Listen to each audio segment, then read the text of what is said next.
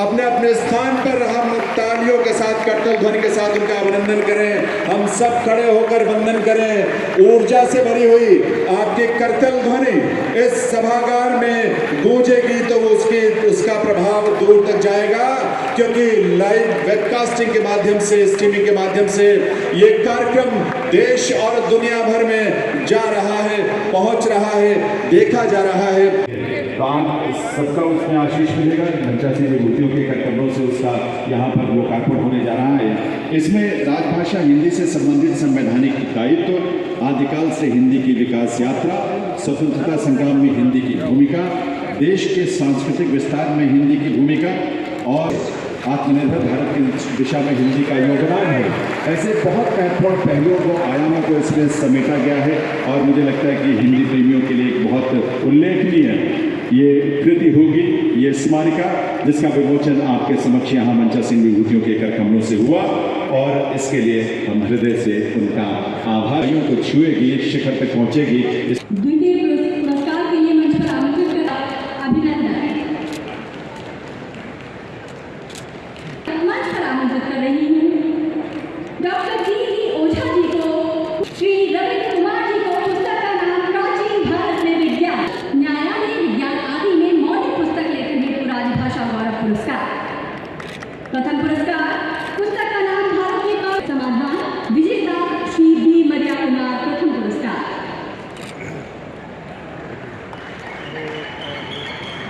प्रथम पुरस्कार के लिए आमंत्रित कर रही हूँ लेखक डॉक्टर राजीव सिंह। पुस्तक का नाम भारत में कानून व्यवस्था लेखन के माध्यम से पुलिस प्रशासन कानून और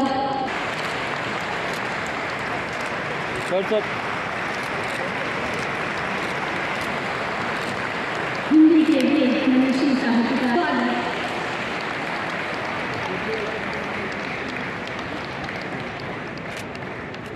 संस्कृति, धर्म, कला, धरोहर को आम जन तक पहुंचाते हैं हमारे।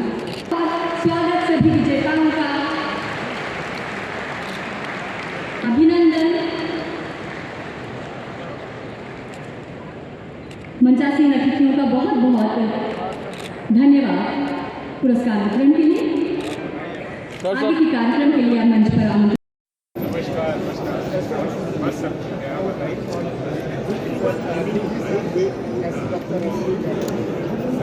Before this,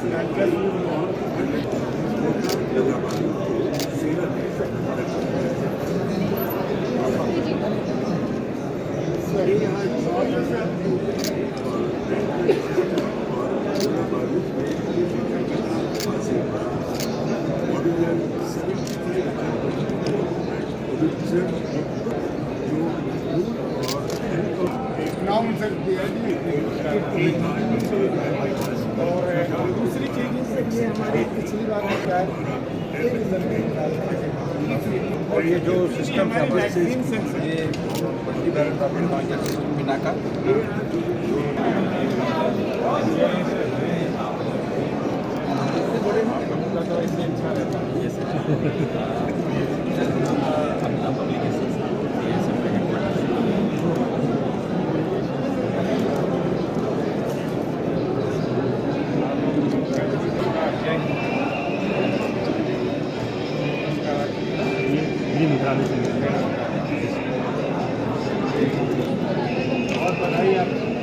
चलो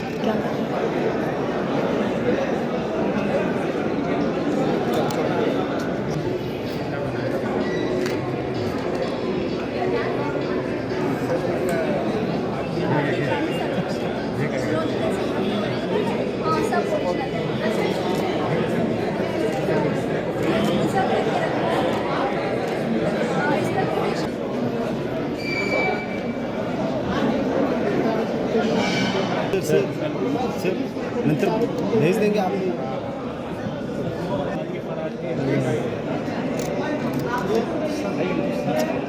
मोबाइल कौन ले रखा है सर? मोबाइल हटेगी। ये वाला मैं ले लेता हूँ। हमारे महाराष्ट्र में कड़ी है जिसमें 31 जुलाई 2023 तक की खबरों से हो रहा है। तो एक बार करतल भरे आप सबकी तरफ से आपकी पुलिस ने और ऊर्जा से भरी हुई तालियों के रूप में देवियों सज्जनों, ये बहुत ही महत्वपूर्ण प्रयास है राजभाषा विभाग की तरफ से। संस्थान के निदेशक डॉक्टर प्रोफेसर सुनील बाबूराव कुलकर्णी जो इस समय मंच पर इन पुस्तकों के साथ हैं, बहुत महत्वपूर्ण प्रयास है केंद्रीय हिंदी संस्थान आगरा का 2 पुस्तकों के रूप में, जिसका विमोचन मंचासीन विभूतियों ने किया है, जिसके लिए उनका बहुत बहुत आभार। बहुत सारी शुभकामनाएं इस सारे प्रयास के लिए और अभिनंदन ऐसे सभी का जिन्होंने इस कार्य में अपनी बहुत महत्वपूर्ण भूमिका निभाई है। तो आम युवाओं को उनकी सोच और कार्यशैली से परिचित होने और प्रेरणा प्राप्त करने का अवसर मिलेगा। इस समय मंचासीन विभूतियों के करकमलों से DRDO की पुस्तक अतुल्य कलाम का विमोचन आप सबकी शुभकामनाओं से भरी करतल वन के साथ दिग्विजय सचिव। ये पुस्तक, ये संकलन बहुत प्रेरक होने जा रहा है। उनसे इसका डिजिटल विमोचन कर रही है।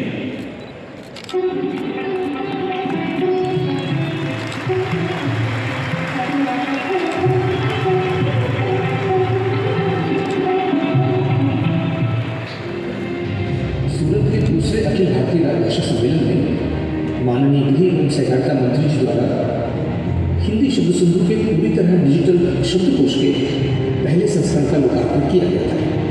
बड़े हर्ष का विषय है कि माननीय गृह मंत्री जी की प्रेरणा से आज इसमें 3,50,000 शब्द जोड़े गए हैं, जिसमें भारतीय भाषाओं के विभिन्न डोमेन जैसे कि विज्ञान, प्रौद्योगिकी, विधि और आर्थिक क्षेत्र के शब्द शामिल किए गए हैं। सभी से आग्रह है कि इस शब्दकोश का प्रयोग करें और वेबसाइट पर होमपेज पर दिए गए ईमेल पर अपने सुझाव जरूर भेजिए। मित्रों, हिंदी को अगर लोकभोग्य बनाना है, देश और दुनिया में स्वीकृत बनाना है, तो हिंदी के शब्दकोश को बृहद बनाना है, बहुत विस्तृत बनाना है। हमने भी ये बड़प्पन दिखाना पड़ेगा भारत की स्थानीय भाषाओं के सारे शब्दों को जो हिंदी के आम बोलचाल के शब्द बन चुके हैं, इसको स्वीकार कर एक बृहद हिंदी शब्द सिंधु का संस्करण आज लोगों के सामने।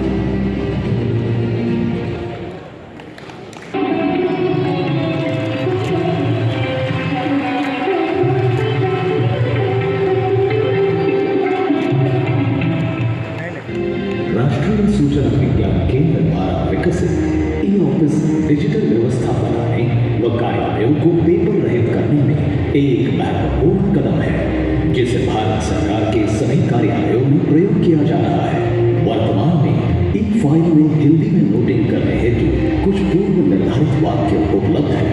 पूर्ण नोटिंग को राजभाषा हिंदी में प्रस्तुत करने के उद्देश्य से अनुवाद टूल कंठस्थ 2.0 को ई-ऑफिस के साथ इंटीग्रेट किया जा रहा है। ये टूल राजभाषा विभाग द्वारा सीधा टूल की सहायता से विकसित किया गया है।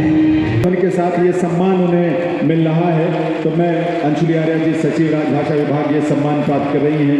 माननीय हरिवंश जी और माननीय अजय कुमार मिश्रा जी और अन्य विभूतियों के गरिमामयी उपस्थिति में उनके करकमलों से, तो ये बधाई भी राजभाषा विभाग को और बहुत सारी शुभकामनाएं भी इस प्रयास के लिए। और इस क्रम में लीजिए उनके महत्वपूर्ण योगदान के लिए इस प्रयास में उनका भी बहुत बहुत सम्मान इस अवसर पर।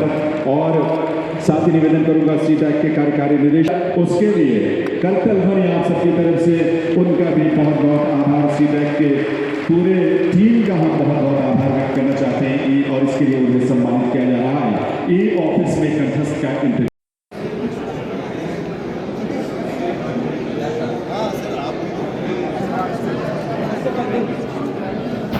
चलो चलो चलो चलो माऊली चला।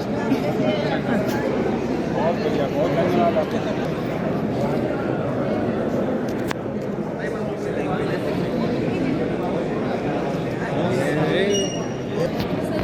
चल साइड।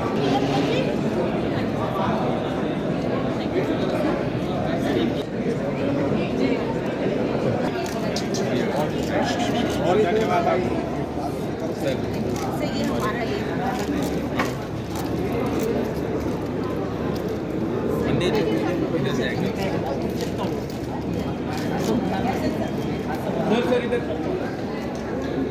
सर हर एक का फोटो निकले वो भी दे दीजिएगा।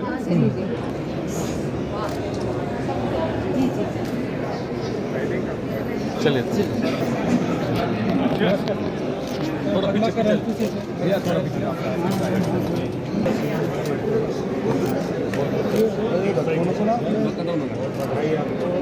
प्रकाशी और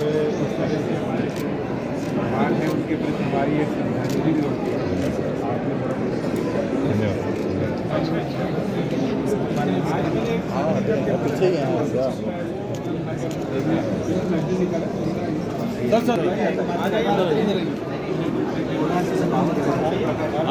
आइए सर, 1 मिनट।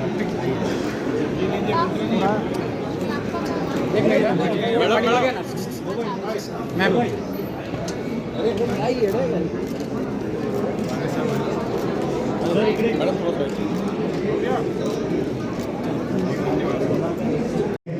एक साथ लेकर चलना है।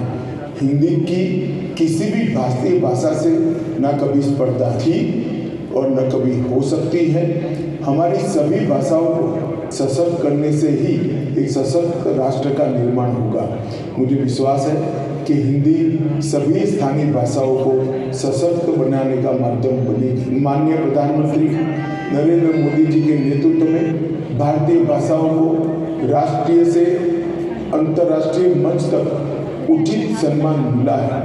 गृह मंत्रालय का राजभाषा विभाग निरंतर प्रयत्नशील है कि सहज समान मीठी भारतीय भाषाओं को आधुनिक तकनीक के माध्यम से सार्वजनिक प्रशासन, शिक्षा और वैज्ञानिक प्रयोग के अनुकूल उपयोगी बनाई जा सके। माननीय प्रधानमंत्री जी के मार्गदर्शन में सरकार और जनता के बीच भारतीय भाषाओं में संवाद स्थापित कर जन कल्याणकारी योजनाओं को प्रभावी तौर पर लागू किया जा रहा है। देश में राजभाषा में हुए कार्यों की समय समय पर समीक्षा के लिए संसदीय राजभाषा समिति का गठन किया गया था और उसे उत्तरदायित्व दिया गया था कि यह देश में सरकारी कामकाज में हिंदी का प्रयोग, उसकी प्रगति, इसकी समीक्षा करें और रिपोर्ट बनाकर माननीय राष्ट्रपति जी को प्रस्तुत करें। मुझे यह बताते हुए खुशी हो रही है कि माननीय राष्ट्रपति जी को इस रिपोर्ट का 12वां खंड प्रस्तुत किया जा चुका है। 14 तक इस रिपोर्ट के 9 खंड सौंपे गए थे, लेकिन हमने पिछले 4 वर्षों में 3 खंड प्रस्तुत किए हैं। 2019 से सभी 59 मंत्रालयों में हिंदी सलाहकार समितियां का गठन करने का काम समाप्त हो चुका है तथा इनकी बैठकें भी नियमित रूप से आयोजित की जा रही हैं। देश के विभिन्न क्षेत्रों में राजभाषा के प्रयोग को बढ़ाने की दृष्टि से अब तक कुल 528 नगर राजभाषा क्रियान्वयन समितियों का गठन भी किया जा चुका है। विदेशों में भी London, Singapore, Fiji, Dubai, port Louis में नगर राजभाषा कार्यान्वयन समितियों का गठन किया गया है। भारत ने संयुक्त राष्ट्र में हिंदी राजभाषा का उपयोग को बढ़ावा देने की भी पहल की है। राजभाषा विभाग द्वारा अखिल भारतीय राजभाषा सम्मेलन की भी नई परंपरा शुरू की है। 13-14 नवंबर 2021 बनारस में पहला और 14 सितंबर 22 को सूरत में और राजभाषा सम्मेलन आयोजित किया गया है। इस साल पुणे में यह तीसरा अखिल भारतीय राजभाषा सम्मेलन आयोजित किया जा रहा है। राजभाषा को तकनीक के अनुसार विकसित बनाने के लिए राजभाषा विभाग ने स्मृति आधारित अनुवाद प्रणाली कंठस्थ का भी निर्माण किया है। राजभाषा विभाग ने एक नई पहल करते हुए हिंदी शब्द सिंधु शब्दकोश का भी निर्माण किया है। इस शब्दकोश में संविधान की 8वीं अनुसूची में शामिल भारतीय भाषाओं के शब्दों को शामिल कर निरंतर उसको समृद्ध किया जा रहा है। विभाग ने कुल 90,000 शब्दों का ई महाशब्दकोश, मोबाइल ऐप और करीब 9,000 वाक्य का ई सरल वाक्यकोश भी तैयार किया है। भाषा परिवर्तन का सिद्धांत कहता है कि भाषा जटिलता से सरलता की ओर जाती है। मेरे विचार से हिंदी के सरल सुस्पष्ट शब्दों को कार्यालयी कामकाज में प्रयोग में लाना चाहिए। मुझे विश्वास है कि राजभाषा विभाग के इन प्रयासों से सभी मातृभाषाओं को आत्मसात करते हुए लोक सम्मत भाषा हिंदी विज्ञान सम्मत और तकनीक सम्मत होकर संपन्न राजभाषा के रूप में स्थापित होगी।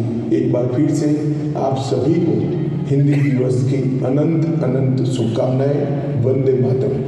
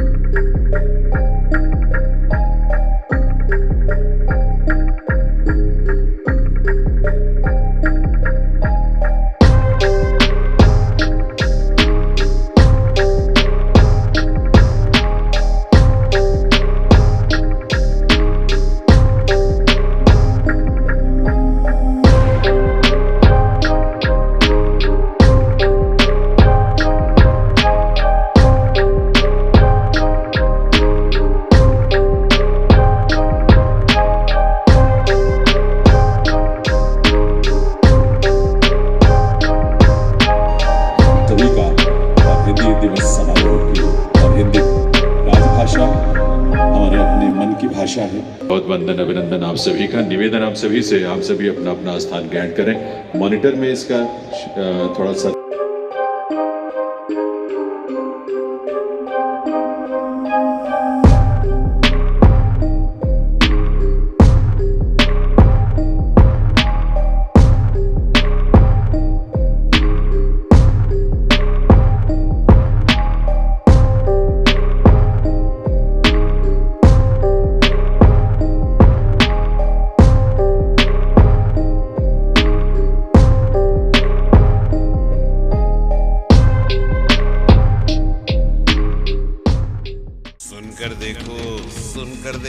सुनकर देखो जी, ममता राहुल मोदी बोले, लिखे जितेंद्र जी।